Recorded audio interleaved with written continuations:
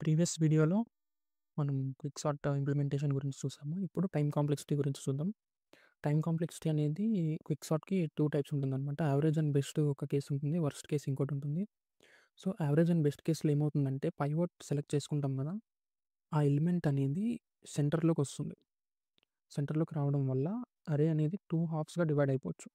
So, that means first n ఉండే అరే n/2గా 2 టైప్స్‌గా n/2 divide అవుతుంది.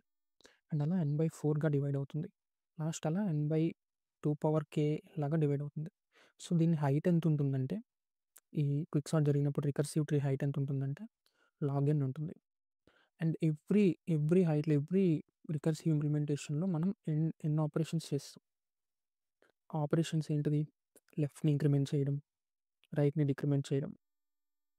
ఓకే. ఫస్ట్ కేస్‌లో ఎన్ ఆపరేషన్స్ ఎవ్రీ లెవెల్‌లో మనకి ఎన్ ఆపరేషన్స్ జరుగుతాయి.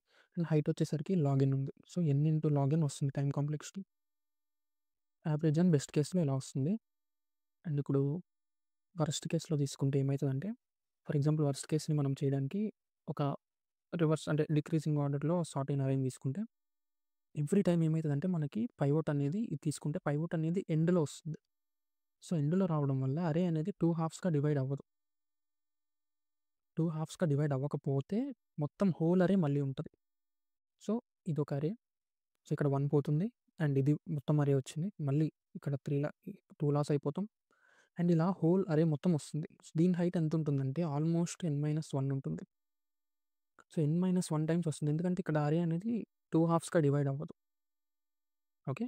సో, n ఆపరేషన్స్ ఉంటాయి. అండ్ ఈచ్ దాంట్లో మళ్ళీ మనం లెఫ్ట్ ఇంక్రిమెంటేషన్, రైట్ డిక్రిమెంటేషన్ ఈ ఆపరేషన్స్ అన్నీ కంపేర్ చేస్తాం పైవోట్‌తో.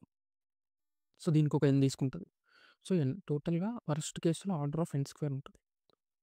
బట్ టిపికల్‌గా ఏంటిదంటే ఇక్కడ ఏ ఫ్యాక్టర్ మనకి ఎక్కువ ఆహ్, టైమ్ కాంప్లెక్సిటీని డిసైడ్ చేస్తుంది అంటే పైవోట్‌ని సెలెక్ట్ చేసుకోవడం.